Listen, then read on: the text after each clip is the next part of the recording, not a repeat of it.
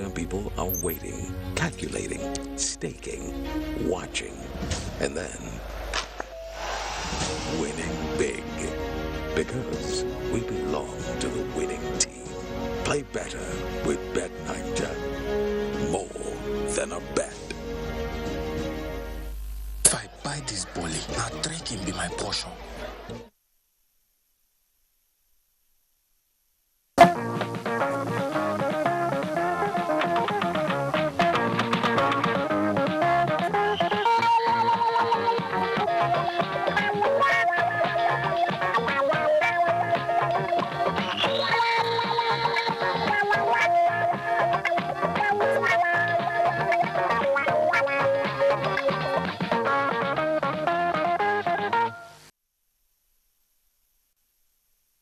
Sunday magazine program, Newsline.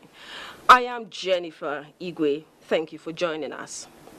The Convention on the Rights of the Child emphasizes fundamental human dignity of children, their protection, right to education, safe environment, and the urgency of ensuring their well-being and development. Beyond the convention, most of our cultural values frown at heinous crimes against children. Worrisome and sadly, our younger ones are more and more becoming victims of societal evils.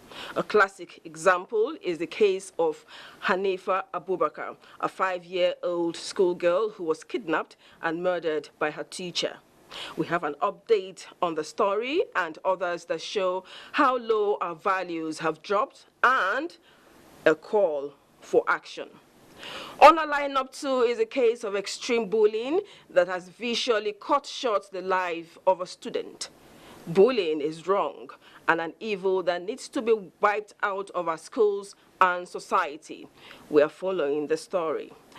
We are also highlighting the 13-year-old boy whose life hangs in the balance due to spinal injuries and failing lungs. Then, life-changing initiatives of brands are on cue, including the ugly dimension the get-rich-quick syndrome among some youths in Nigeria has taken. We have intriguing stories today, but first, the news segment, and Elizabeth Omori will take it from Abuja. Hello, Lizzie. We're ready for the news. Thank you so much for joining us on the news segment. Governor Bello Mohammed of Zamfara State has formally briefed President Muhammadu Buhari on the ongoing military action against criminal gangs in his state, describing it as massive, fulfilling and reassuring. State House correspondent Tada Musambo reports. During his last visit to the State House on the 17th of this month, Governor Bello Muhammad Matawali told Nigerians that President Muhammadu Buhari had given marching orders to the nation's armed forces to deal decisively with all the criminal gangs threatening lives and property in the state.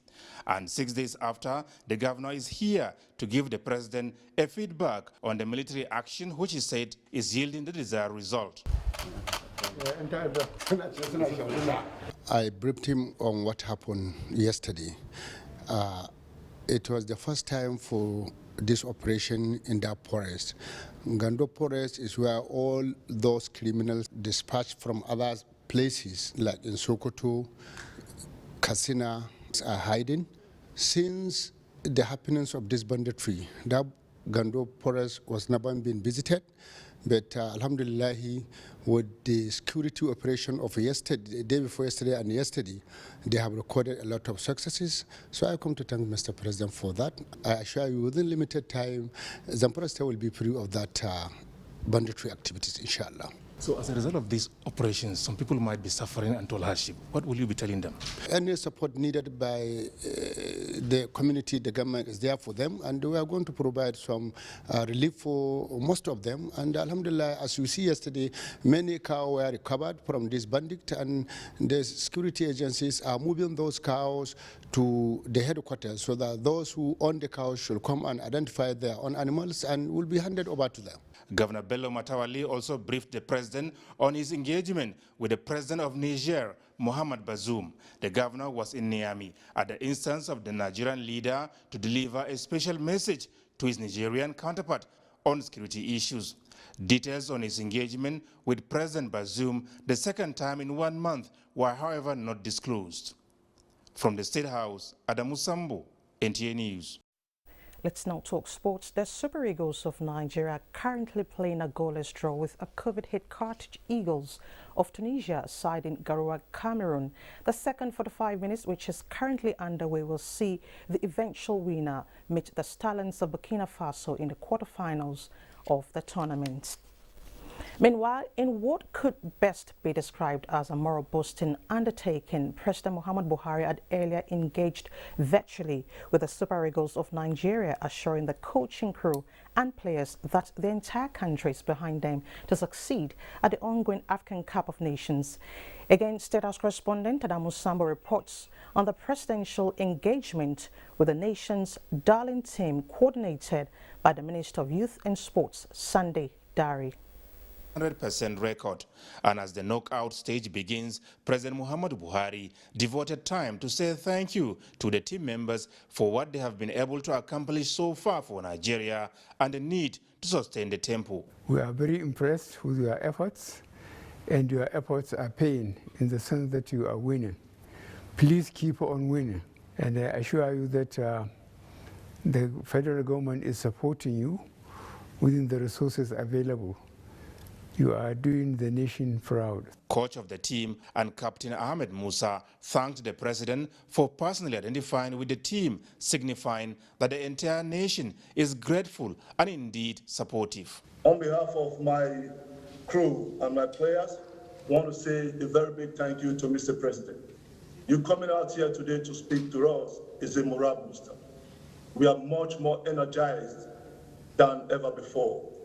To have the blessing of the Father of the Nation, we say thank you very much. And the Nigerian community, alongside with the supporters club, and in fact, the locals have been supporting the Super Eagles, and that has earned us the successes thus far.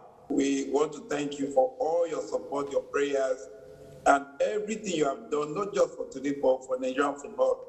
And to the team, they've been marvelous. The Minister of Youth and Sports, Sunday Dari, who coordinated the event, described President Buhari's show of support for the Super Eagles of Nigeria as not only inspiring, but fulfilling. It shows a president that appreciates the sacrifices and the patriotism made on the part of these people, sportsmen and women. And I think that this will boost their morale and also send them out to do the best for our country. The minister is expected to rejoin the team in Cameroon at the ongoing Africa Cup of Nations. From the State House, Adamu Sambu, NTA News. Reports reaching us have it that Tunisia is leading Super Eagles with a goal.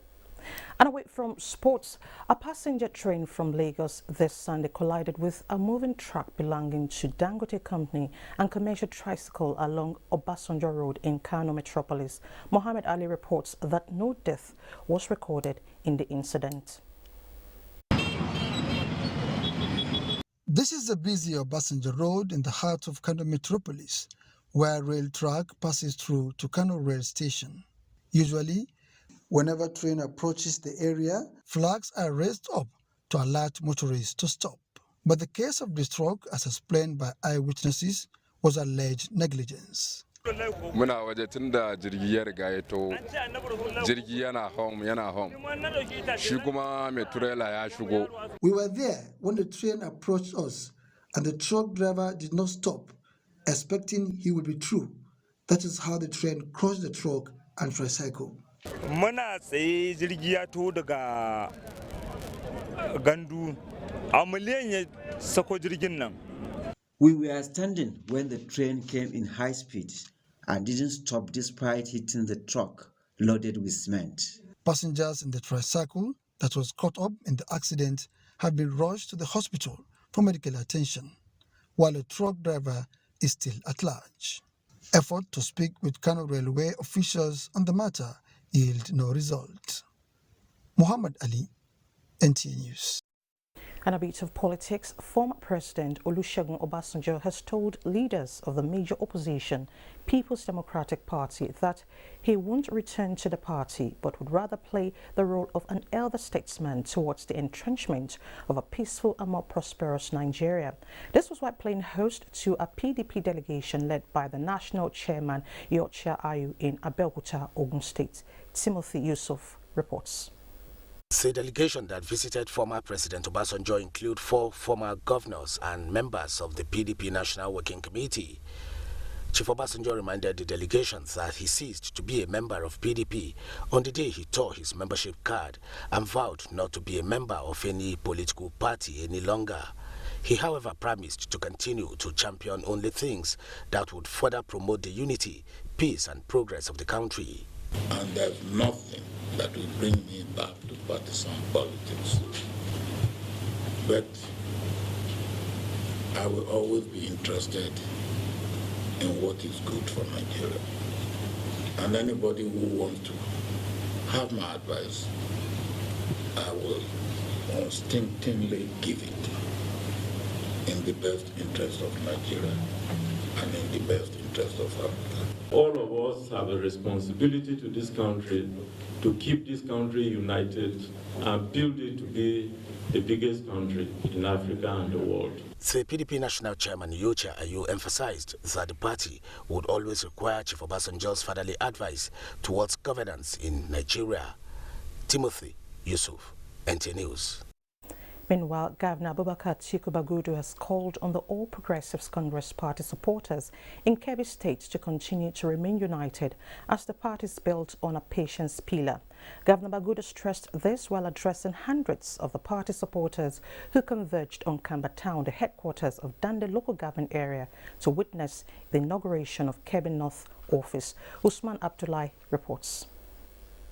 Hundreds of All Progressives Congress supporters in Kebbi State have trooped to Kamba Town to witness the party's 2022 local government campaign flag-up, as well as the commissioning of the party head office in Kebbi North senatorial district of the state. Presenting the party's flag to all the 21 local government chairman aspirants, Governor Bagudu called on them to uphold the unity of the party, which was the key in the success recorded in all previous elections. My message is that we continue to cooperate with each other, to respect the electorate, to work harder than we have worked before, so that Kebbi State will continue to be peaceful, united and prosperous. The Minister of Justice and Attorney General of the Federation, SAN Abubakar Malemi, described the event as a clear testimony to the party's acceptance in the state and beyond. People have been cooperative all through and have been appreciative of what support has been rendered by the government at the federal and state level.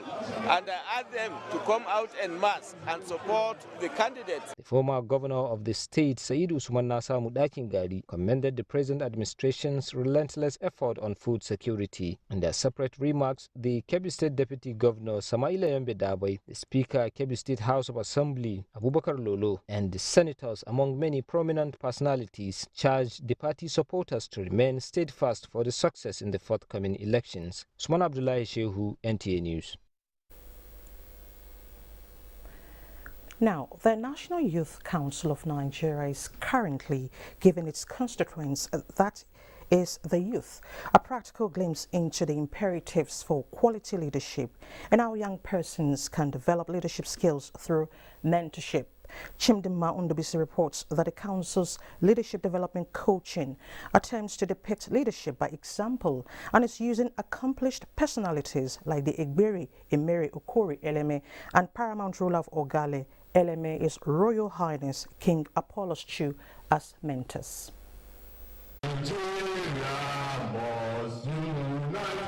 It is not often that you see young persons organized, calm and expectant in an event they planned themselves. When that happens, it could only mean that the nature of the day's business is one that affects them in all ramifications. This gathering definitely falls in that group.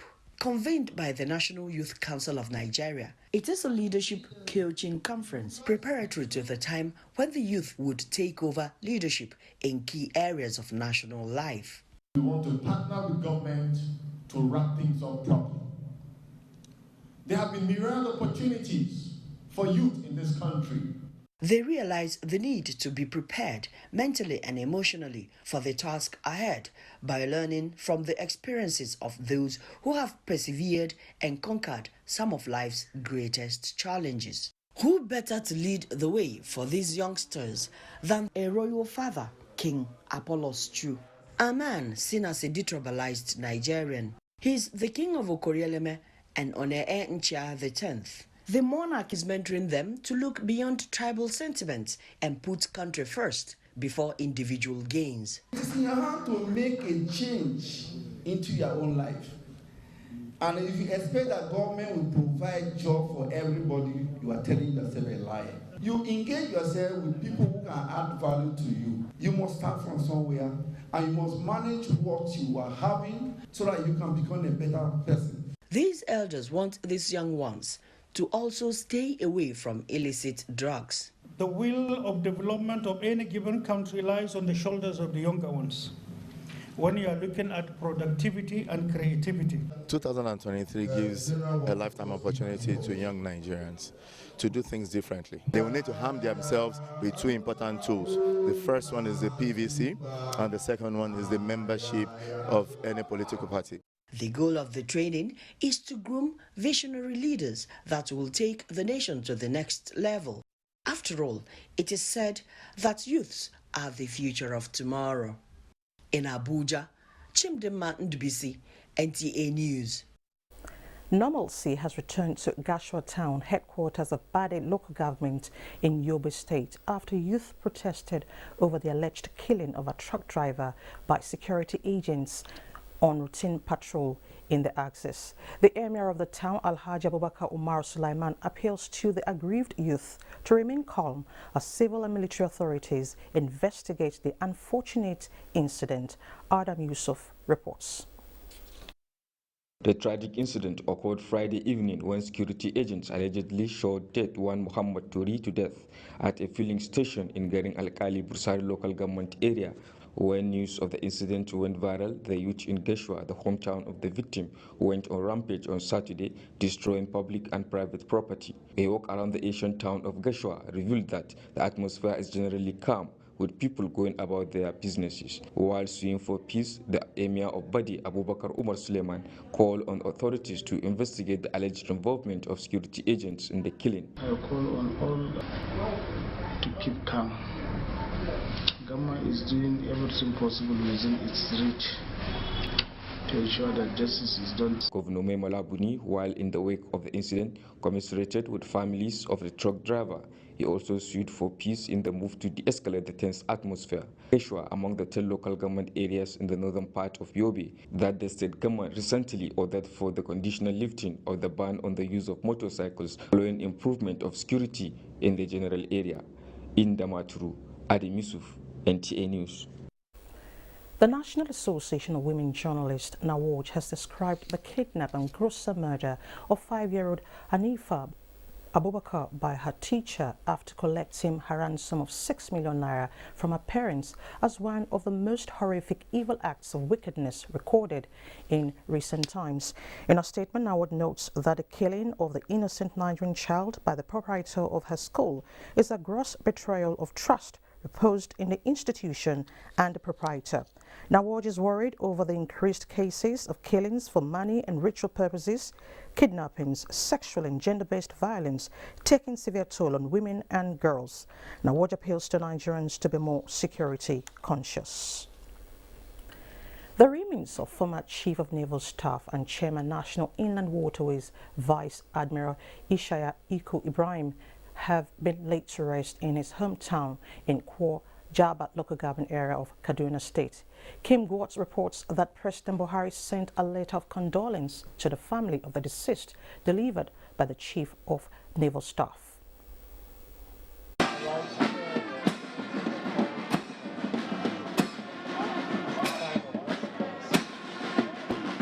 the journey for final internment of the remains of a consummate naval officer and a chieftain of the All Progressives Congress in Kaduna State, Vice Admiral Ishaya Ibrahim, begins.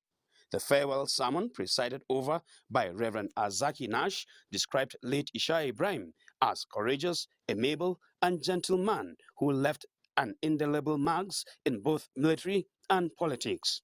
Death is not the end of life or human existence.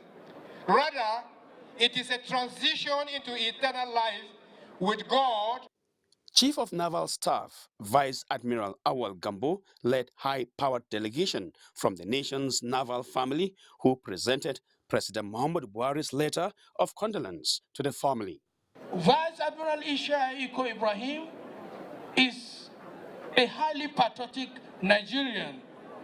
The late Vice Admiral will put the service and nation first before any other interest of his, friends, or family. Family of the deceased said his absence has created a vacuum difficult to fill in their community. Indeed, we were not prepared for it. We did not know that he would pass on so soon. Thank God for the life he lived, the impact he has made, and let us be consoled by the legacies he left behind. Born in Kwai town of Jaba local government area in Kaduna State in September 1952. He was a member of 14th Regular Corps of the Nigerian Defense Academy and commissioned as sub-lieutenant in 1976. Before his death, Vice Admiral Ishaya Ibrahim was the chairman, Nigerian Inland Waterways. From Kafanchan, Kim Godz, NTA News. Vice President Yemi Osinbajo this Sunday paid a condolence visit to Oyo State to commiserate with the government and the people over the death of the late Olubadan of Ibadan, Oba Saliu Adetunji, late Seun of Ogbomosho, Oba Oladuni Oyewumi Ajagungbade III, and late Alao Akala, a former governor of the state. State House correspondent Jide Unifade reports. The condolence visit was forced to the ancient city of Ogbomosho, where Vice President Yemi Osinbajo joined the people in a Thanksgiving service at the First Baptist Church, Okeleni, Ogbomosho.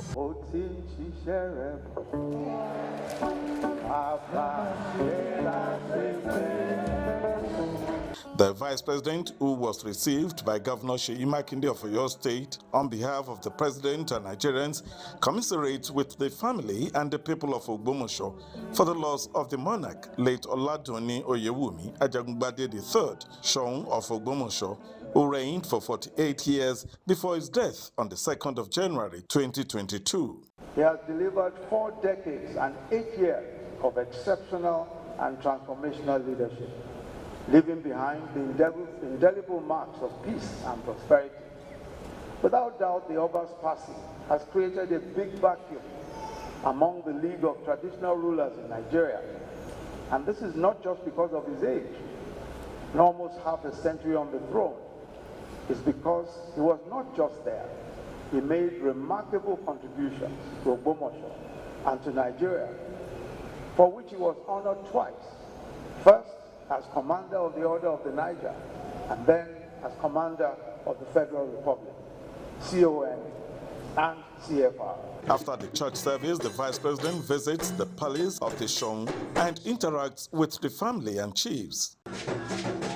Vice President Osinbajo also visits the home of the Akalas, where he pays glowing tribute to late Alao Akala, one-time governor of Oyo State, who died on the 12th of January 2022 at the age of 71. Who was so kind, so generous, and so loving, and so that was my first impression of him. But since then, of course, as you know, he was possibly one of the most astute politicians to come out of the Southwest. And indeed, he was, of course, as you know, governor in Oyo State. And I think that one thing that will remain evergreen in our memories is the way that he did what he did in Oyo State and all of the work that he did, the contributions he made, and of course also the contributions that he has made to our great party. At Ibadan, Vice President Yemi Osinbajo also visits the palace of late Olubadan of Ibadan, Obasa Liu Adetunji, who passed on the 12th of December 2022, and commiserates with the family and the people of the state. Jide Onifade, NTA News. The federal government delegation led by the Minister of Aviation has condoled with Katsina business mogul Dahiru Mangal over the death of his mother, Haja Murjanato Mangal.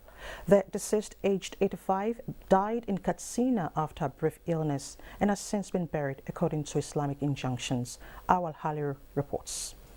The residents of Dahiru Bara Mangal, the delegation, expressed heartfelt condolences of President Muhammadu Buhari to the Mangal family, the government and people of Katsina State. Certainly, Mr. President received the news. As bad as the news is, in total submission to the law of Allah, for the Noble Quran says, certainly every soul shall taste death. It has come to this, our mother, like it's going to come to everyone. The President has accepted the will of Allah and has prayed for her. May Jannatul Firdaus be her final abode. Alhaji Dahiru Mangal, who received the delegation in the company of Governor Aminu Bello Masari, expressed gratitude to the President for sending the delegation, describing the action as a heartwarming gesture. Prayers were offered for the repose of the soul of the deceased. ربنا تقبل منا إنك أنت السميع العليم وتب علينا إنك أنت التواب الرحيم سبحان ربك رب العزة عما يصفون وسلام على المرسلين والحمد لله رب العالمين. Awal Haliru, NTA News. Ogun State Governor Dakpo Abiodun, former President Olusegun Obasanjo and other eminent Nigerians have described the late Olowo of Owu Kingdom, Oba Olusoya Adegboyega Dosunmu, as a rare illustrious son of Ogun State, who brought modernity to the traditional institution with outstanding achievements that transcended Ogun State. These were some of the glowing tributes paid to the late monarch and producer of the popular television drama series, The Village Headmaster, Oba Adegboyega Dosunmu, during his final royal funeral in Abeokuta, Ogun State. Yemi Dalemo reports. 3-day celebration of life and times of the late Olowu of Owu Kingdom, Oba Adegboyega Dosunmu, attracted eminent personalities who converged on Oba Adeleye Park, Owu, Abeokuta, for the night of tributes and interdenominational service organized in honor of the late monarch. The service had in attendance the National President of Christian Association of Nigeria, CAN, Reverend Samson Ayokunle, the Chief Imam of Owu Kingdom, Sheikh Sulaiman Kehinde, and the Oluwo of Ifa of Owu Kingdom, Ayinla Ifagbemi. Dignitaries, including Ogun State Governor Dakpo Abiodun, in their tributes, described the late monarch as a symbol of peace and unity. Kabiyesi also was a missionary. He was a gardener in the Lord's vineyard. Kabiyesi sowed and established several churches. He was a godsend to Owu. He is a very honest person. He was a very good Christian. The late monarch's families, during a Thanksgiving service held at the church built by the late Oba Dosunmu in Okeagogo, Abeokuta, shared good memories they had with the late king. Lessons are many, but I think top of them was be diligent what you're doing. He has a great sense of humor and he raised us all the same. Baba was very, very accommodating. He accommodated all of us, not minding your background. The late Oba Adegboyega Dosunmu, who ascended the throne in 2005 and died at the age of 89, was the producer of the popular television drama series The Village Headmaster, which struck the airwaves in the early 80s from the stable of Nigerian Television Authority, NTA. In Abeokuta, Yemi Dalemo, NTA News. And that ends the news segment. Remember to stand against rape and rapists, just like we do at the NTA. Take action today. More reports with Jennifer after the break. Do stay with us. Welcome back. Now we start with the story of Hanifa Abubakar.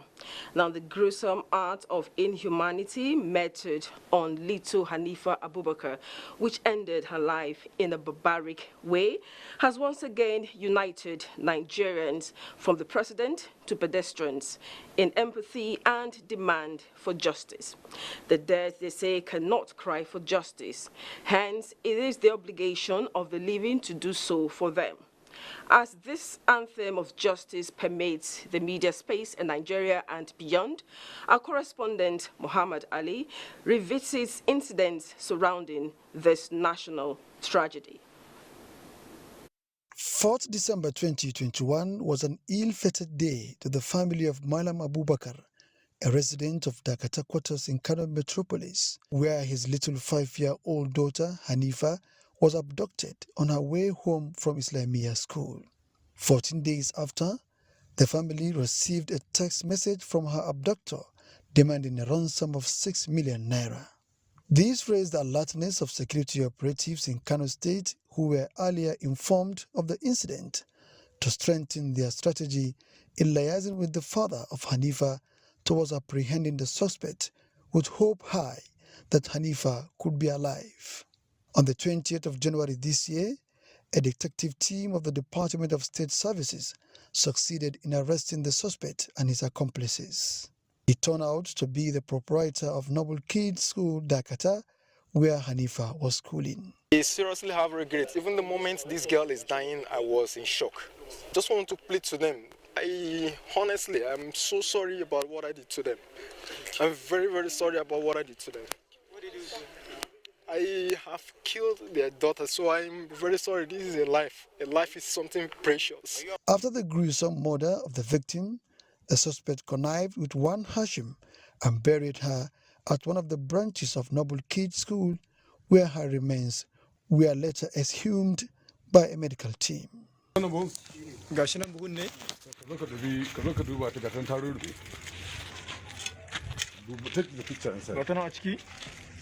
I want you to know that the Kano State Police Command will continue to strategize and continue to liaise with other security agencies to make sure suspects of whatever kind of crime are arrested and definitely charged to court.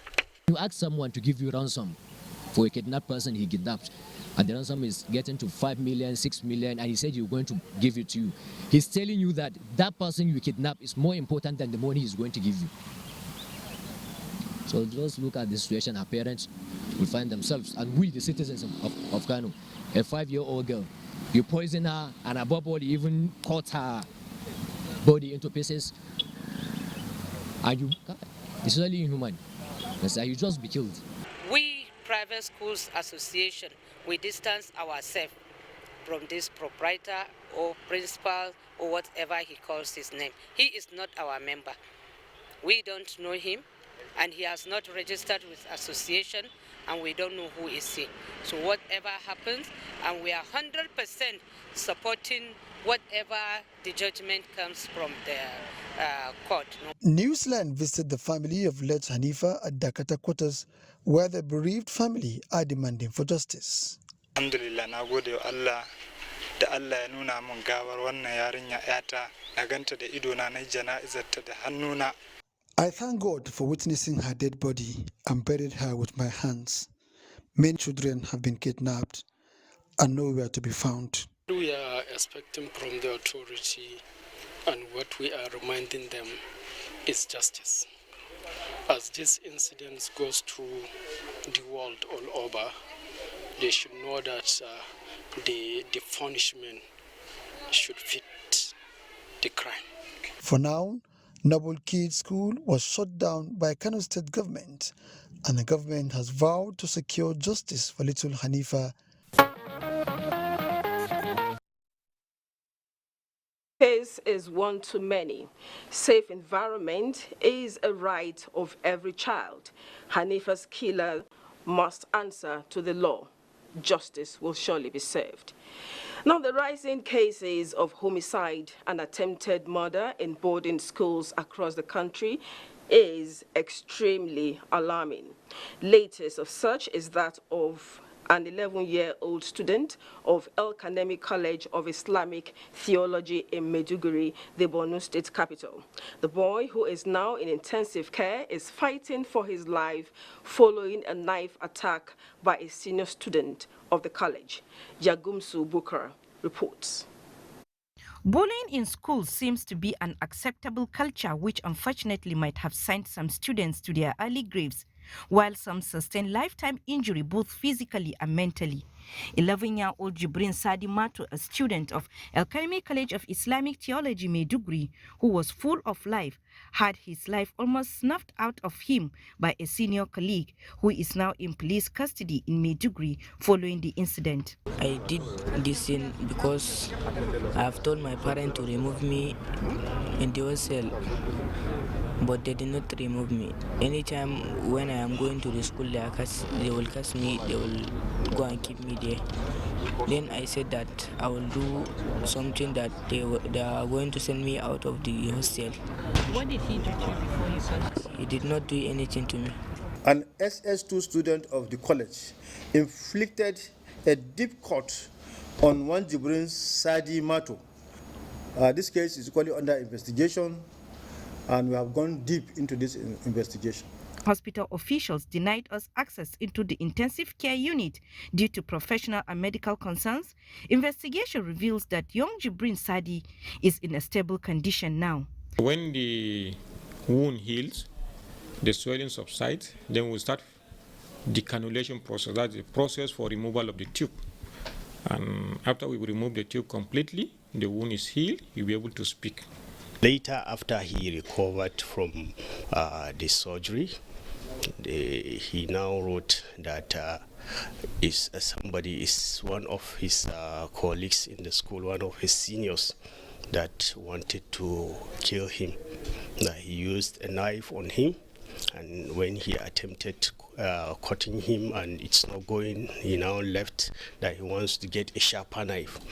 So before he now came back, the boy ran away through the window. My primary concern is to see that the boy gets recovered, because I don't want to have a divided attention. The child that have done that, the school is holding a very, very firm stand that justice must be done.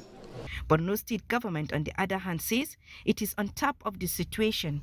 In the school, we were not able to, I went with my team. We were not able to see any of the director or even the deputy director. But now we met them in the ICU right now in the hospital. Even though little Jibrin is battling with a 10-centimeter large cut on his neck which has been repaired, information made available also reveals that he is expected to be discharged within the next 10 days and return to normal life.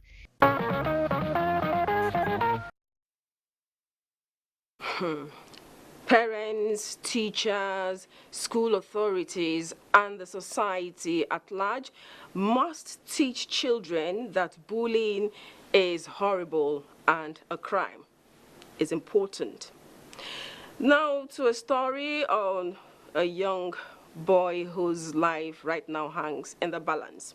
His life was peaceful and his childhood protected until an auto crash incapacitated him. 13-year-old Success Timothy Jacob has been a patient at the Gwagwalada Teaching Hospital for more than 8 months. After several procedures here in Nigeria, the life of this teenager hangs on the goodwill of you and me, as he requires 20 million naira for the treatment in India of spinal cord injury and potential failure of the lungs. Let's hear more from Francis Form. This is Success Jacob Timothy observing a morning exercise with his father and other siblings. Here is Success again in a joyous mood celebrating his mom's birthday. And this is Success Timothy after an auto crash that claimed the life of the driver of the vehicle while he sustained cervical spine injury, lungs failure, and other complications on his way back to school after Salah break along Akwanga Lafia Road in May 2021. Success, a student of Police Secondary School Lafia, has spent more than 3 months at the intensive care unit and about 6 months at the pediatric ward of the University of Abuja Teaching Hospital. Because he was paralyzed from the neck down. He had, according to the neurosurgeon, he had cervical spine injury, so he couldn't breathe effectively. So we had to put him on a machine that was breathing for him. Later, the neurosurgeons went and stabilized the fracture in the spine, and that made things a little better. And the debt they have incurred here in ICU, I know that their bill is up to 2 million in ICU. Our own, with our oxygen and other money, is up to 1 million. We'll be running heter-skelter, sourcing for money, borrowing here and there, even the loans from bank everywhere, just for me to say that he should survive all these things. But for good 8 months plus now, I have not seen much improvement in him. We don't have anything. Even food, we don't have it. To eat food, I will come out, just sometimes a person will help me. All efforts to make him breathe through the nose proved unsuccessful, so Success breathed only through a tube down his throat connected to the lungs. He has sustained a degree of bed sores as a result of his inability to sit, stand, and walk. After about 9 months at the University of Abuja Teaching Hospital, his condition hasn't improved, thereby necessitating the team of doctors to recommend him for further treatment in India. Honestly, we don't know what we are going to meet when he goes outside the country where they have better diagnostic facilities.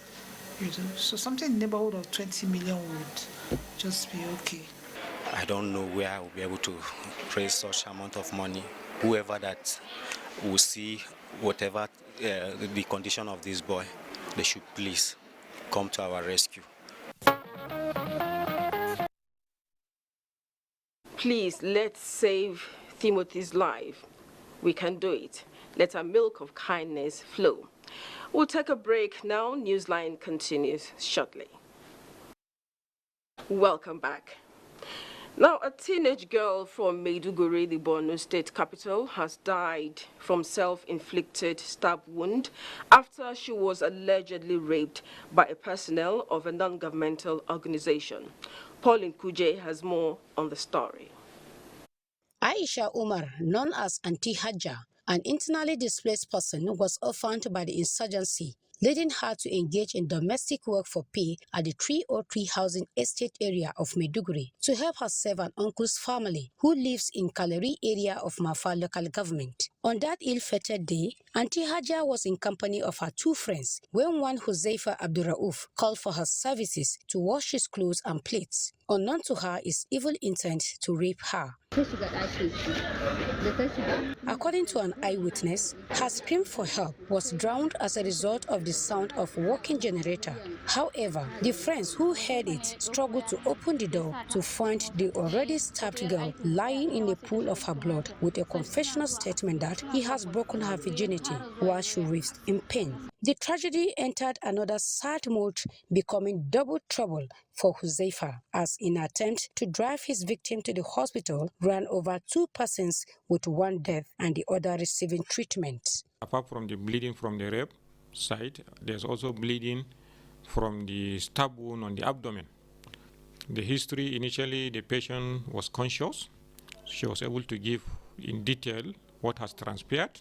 When he was driving out the victim to the hospital, so he hit 1 person to death. The other person was seriously injured, who is currently receiving treatment at the trauma center in this hospital. Borno State Police Command confirmed the incident with suspect in its custody, but refused access to NTA to interview him, as such may prove prejudicial to the case. Investigation is ongoing. Details of the case will be known to the public in due course. The body of the deceased is still in the mortuary awaiting autopsy result for further police action.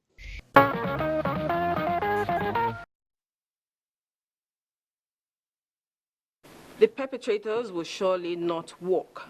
The wrath of the law must take its course, and we should all stand against rape and rapists. Now, Glo, one mobile network adjudged by subscribers as a giant, standing tall in meeting customers' satisfaction through series of promos.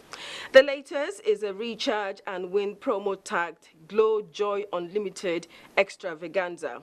Omenka Amarachuku captured the mood of some customers who were rewarded with mouth-watering prizes as the network opens 2022 giveaway in grand style. Glo network subscribers may have been unaware of the immense benefits that inherent in the use of the telecommunications industry. But for Patrick and other subscribers, the Glo Joy Unlimited Extravaganza promo may have reciprocated in the spirit of give and take. Just for them to be sure that this is real, we have gone extra mile to invite notable Nigerians that are reachable, that are known. They could call them. This is the 14th car I'm about to present to the winner.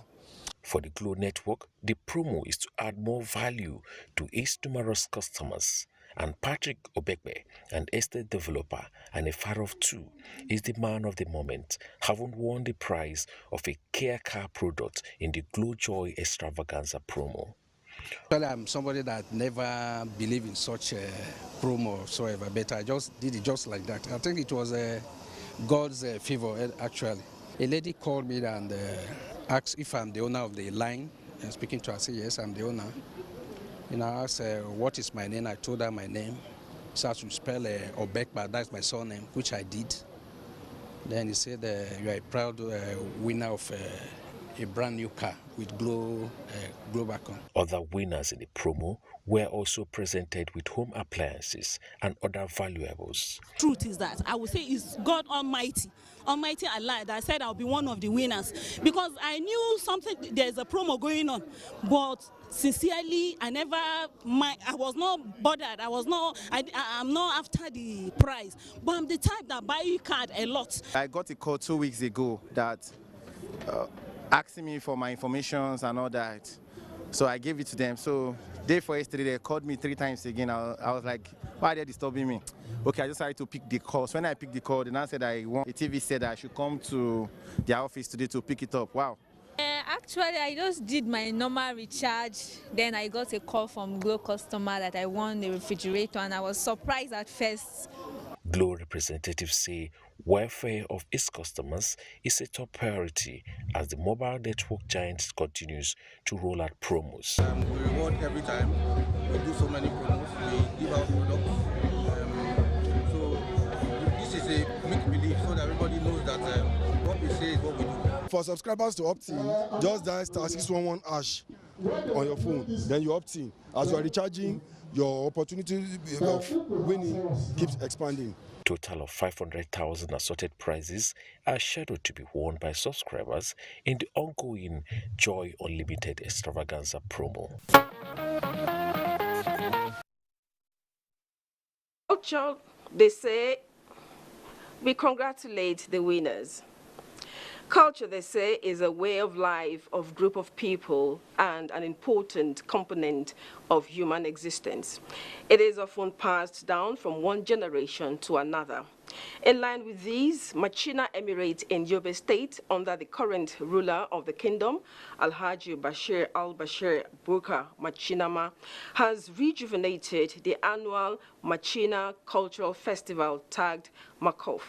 The colorful festival, which showcased the rich cultural heritage of the great Kanuri people, is now adjudged one of the biggest traditional events in Nigeria with international reckoning. Yunusa Suleiman, who was at this year's festival, filed this report for Newsline.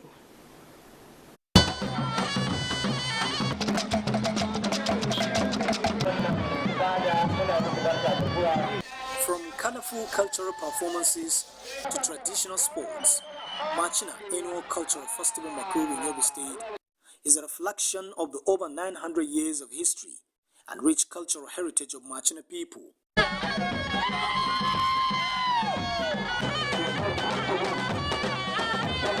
For the first time, this year's festival attracts political gladiators such as the nation's president of the Senate, governors of Yobe, Kebbi, and Jigawa states. Royal fathers like the Shehu of Borno, as well as other emirs from the neighboring Niger Republic, Benin, and Ghana, among other dignitaries, graced the occasion in a show of solidarity as custodians of culture. Initiated by the incumbent emir of Machina in 2007, the annual cultural festival is not only to keep the emirate's traditions alive, but also is to promote tourism, boost local revenue, and strengthen mutual understanding and cultural cooperation between traditional institutions from Kanem-Borno Empire and other linkages with diverse cultures in the continent. This is one of the tourist attractions that Yobe is giving to the world, and I believe that many more people will start to come to this particular event, which is an annual event, because we have everything to give Nigerians and indeed any tourist to look up to. Nigeria is celebrating festivals, contrary to the misrepresentation out there. Nigeria is a great country, blessed, and people are taking back their country, all courtesy of the investment in security and economic transformation. We are going to expand and sustain the cultural festival, as now we have two major festivals in the state, the Gogaran Fishing Festival and the Makuf, in order to promote our state and Nigeria as a whole. The grand finale of the week-long event saw the beautiful display of horsemanship led by the Emir of Machina, Alhaji Bashir Al-Bishir Bukar Machinama, who on his well-decorated horse salutes the invited guests as mark of respect. The presence of distinguished first ladies here indicated how great this festival is. It's a great occasion, and we thank God for everything. That's started well, and we thank God it ended well. This is one of the best cultural activities that we display in Nigeria. Therefore, we are soliciting for the federal government to come in. Adding glamour to the event was conferment of titles on the President of the Senate, Ahmad Ibrahim Lawan, as Damasanim Machina, Governor May Malabuni, Zanagar Gamma of Machina, Kebbi State Governor Atiku Bagudu, the Maliki of Machina, with Jigawa State Governor Abubakar Badaru becoming the Dugajim Machina.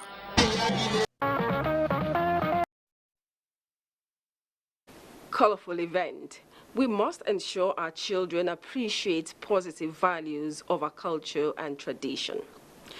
Now, dignitaries from all spheres of life converged on the palace of the Emir of Katsina, Abdul Mumin Kabir Usman, to witness the turbaning of Turakin Katsina. Senator Abba Ali Awal Haliru captured the mood for Newsline.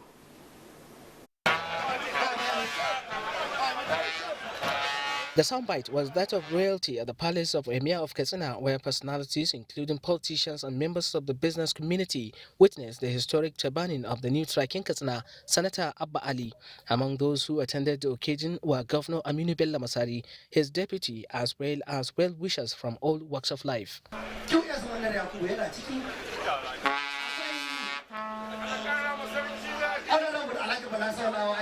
The Emir Abdulmumin Kabir Usman said the traditional title was conferred on Senator Abba Ali in recognition of his personal attributes and contributions to the society. He charged people to be prayerful for leaders of the country and give them necessary support in the discharge of their responsibilities. After the turbaning, the new Turaki and his entourage left the palace on horseback to the family house. Relatives, friends and colleagues prayed to Almighty Allah to guide the new Turaki in the discharge of his new responsibilities. Turaki, as you know, is someone that is happy with people's progress. The Emir of Katsina found him most suitable to occupy this most important post of Turkey. The honor bestowed on him. He is a very kind and generous man. He's like my father because I've never seen somebody who is not tribalistic. It's a man to be reckoned with. It's a man to know. It's a man to always work with. The celebrant Senator Abba Ali, who is a serving commissioner at the Federal Judicial Service Commission, promised to use the title to bring more development to the society. Make sure that we give an advice which will assist in the elimination of this insecurity. We shall do whatever it takes to make sure that we assist. The new Turaki and his guests were honored to a grand reception by the Committee of Friends.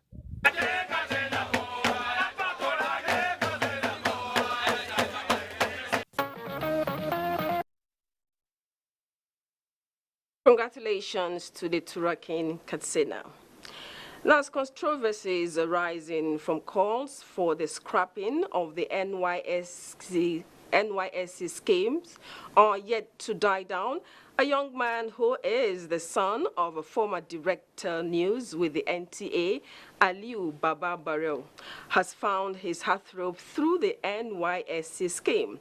Caleb Gushin was in Jonre, Bassa local government area of Plateau State, where the wedding fatir of Yakubu Bababarao and Halima, daughter of the late businessman Alhaji Maitala Jare, took place.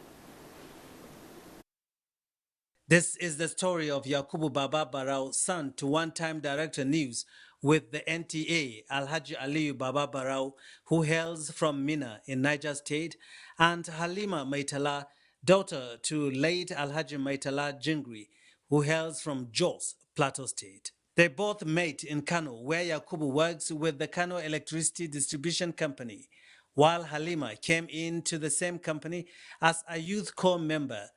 The rest is now history.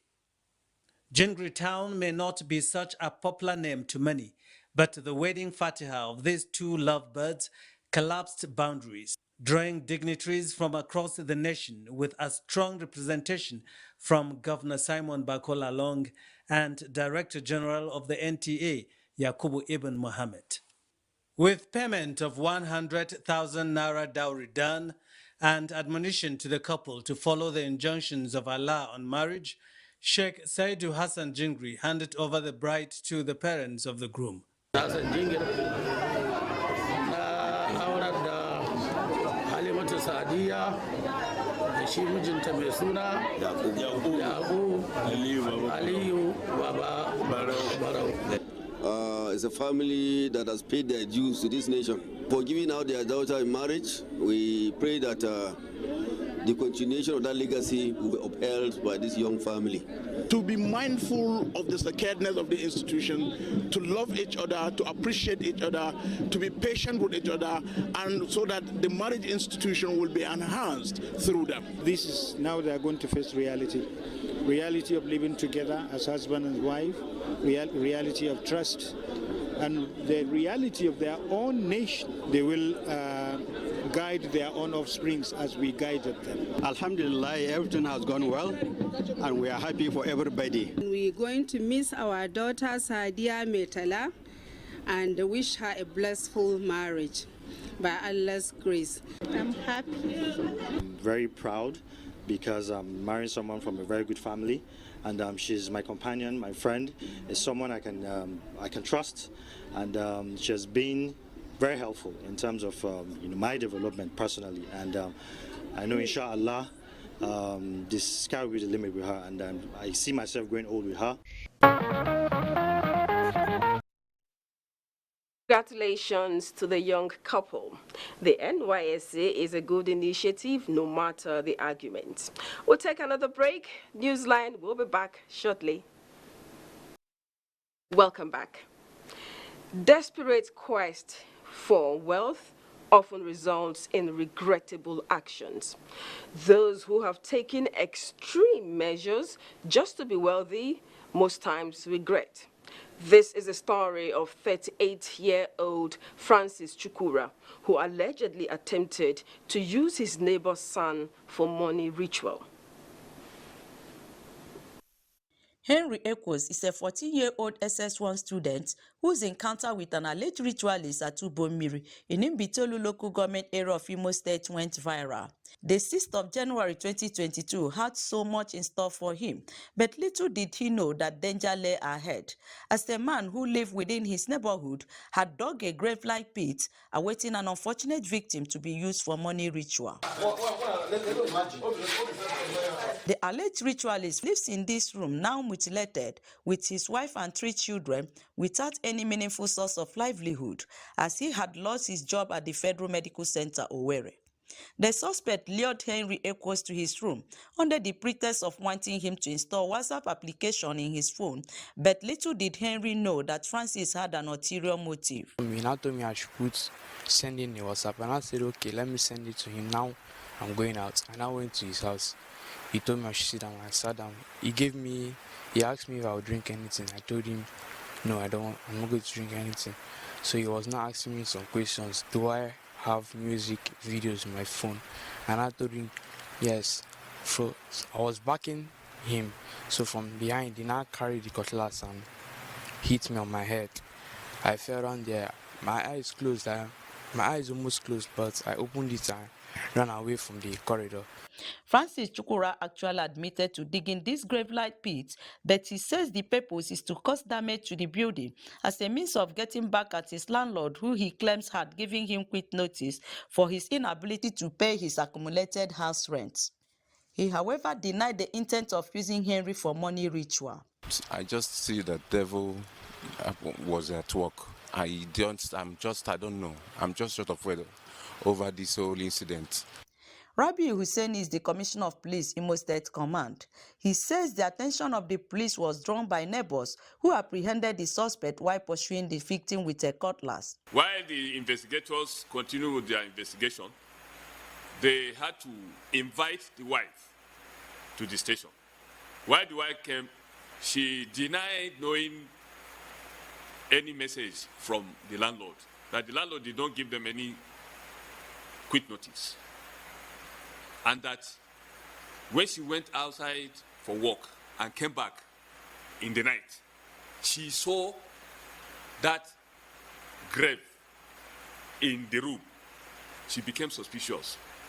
She thought he wanted to use one of the children for rituals. So throughout that night, she didn't sleep. In the morning, the man now chased her away from the house. Juliet Opara, a relation of the landlord of the house, is also the caretaker. We never gave him quick notice. He said he will pay. He will pay in 2nd week of December. That is what he told us. I need justice for my son, you know. You cannot just take somebody's son and try to use him for ritual and go out free. It is not done. All over the world, it is not done. While the suspect is still in police custody pending the conclusion of investigation, the command is appealing to the public to be wary of the pedigree of persons living within their neighborhood.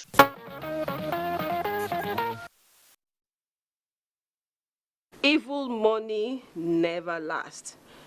But whoever gathers money little by little makes it grow. It's even in the book of Proverbs in the Bible. So say no to money rituals.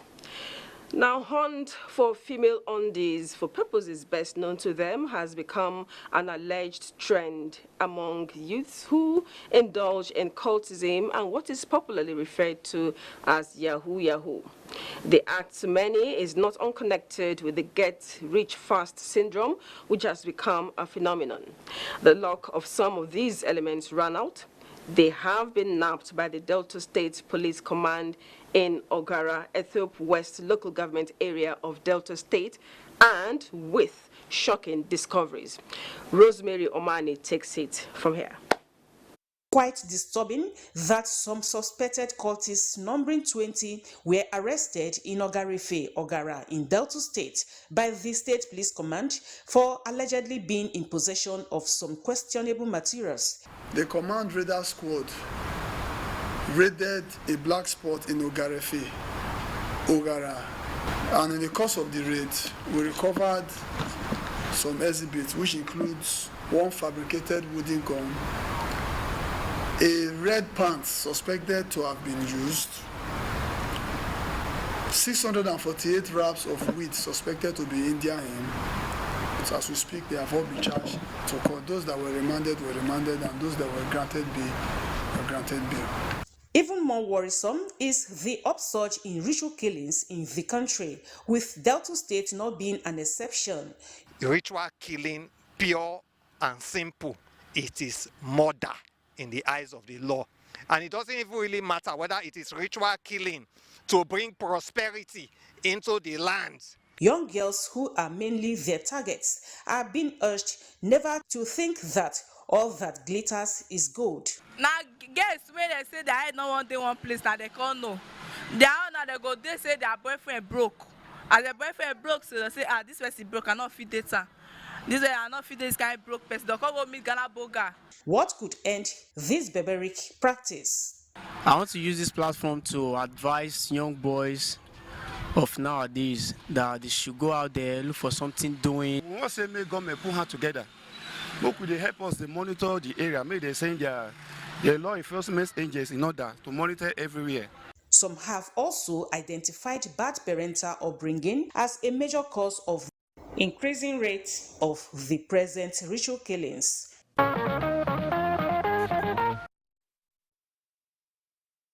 There is peace of mind when you make money through honest means. Rituals and wealth from such sources are evil and must be discouraged.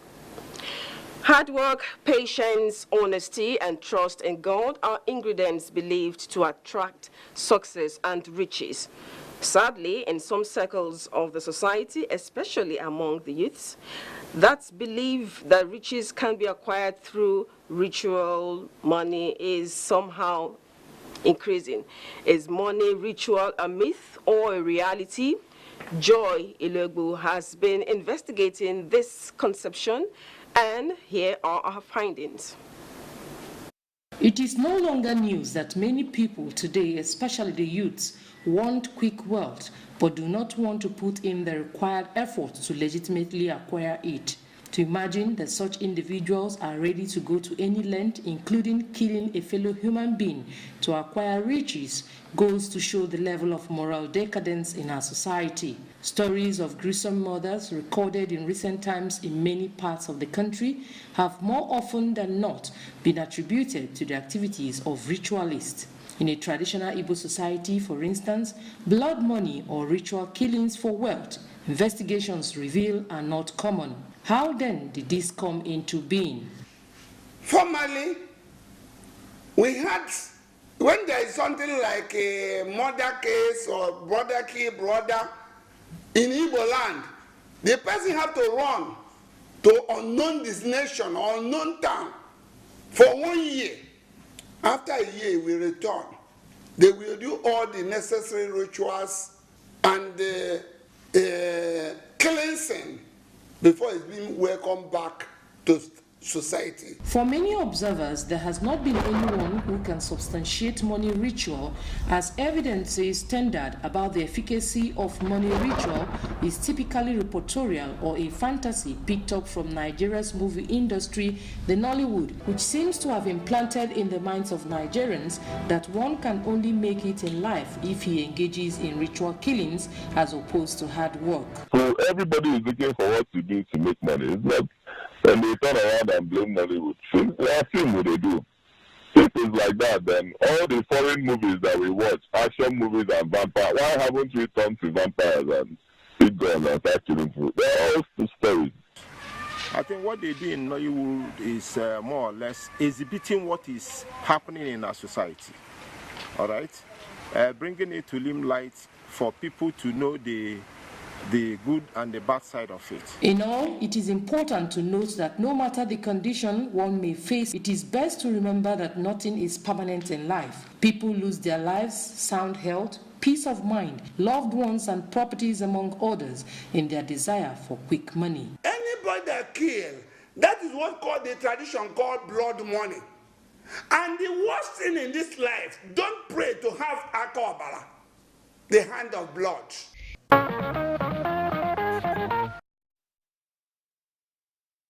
And the bottom line is this: people who choose evil paths for wealth usually meet their Waterloo faster than they imagined. So don't think evil. We'll take our last break. We'll be back. Welcome back. The Enobokai family in Benin, Edo State is involved in a search for two relatives. Up till now, the search has been futile and there are no clues in the horizon. Paul Omukago is a guide on this intriguing story. How will you react and commit to the wish of a dying father on his sick bed who mandates you to look for his grandchildren with no background information, link or contact to enable you have a soft landing? This is the mission of the children of late Christopher Enobakai as they go all out in search of their nieces.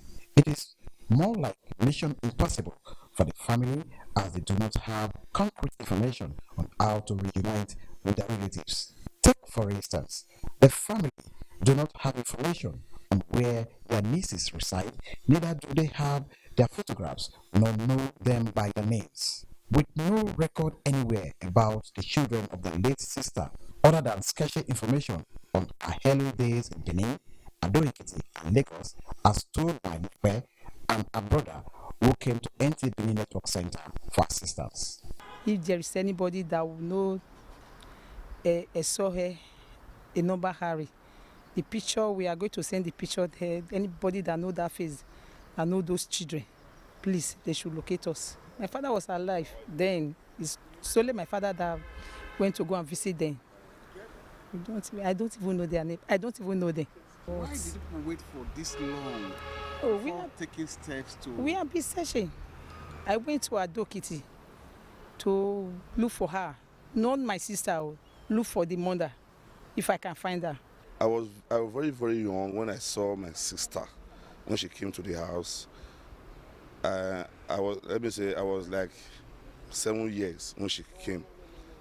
Being little children themselves, when their father passed on to eternal glory more than 30 years ago, Nepe says their elder brother, who is outside the shores of Nigeria, is the major driving force for the search as a result of the persistent questions by the late father in dreams on why his ultimatum to the family demanding them to search for and reunite with his grandchildren has not been carried out. This led to NTA visiting the Benin home of the Enobokais, where Victoria Enobokai, widow of Christopher Enobokai, reaffirmed the demand of her late husband to his children. At that time, then that's why this one with the America say concern when they go see Fana, made them know where they dey, whether they see they alive or they not dey. That's why they find them now.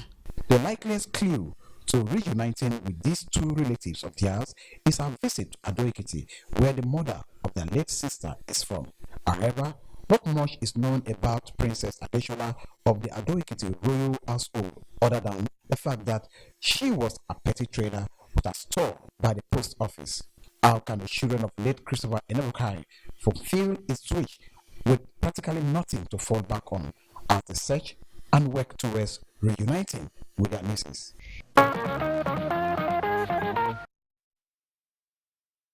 I hope they find their relatives, and I hope and pray that someone who knows them is also watching.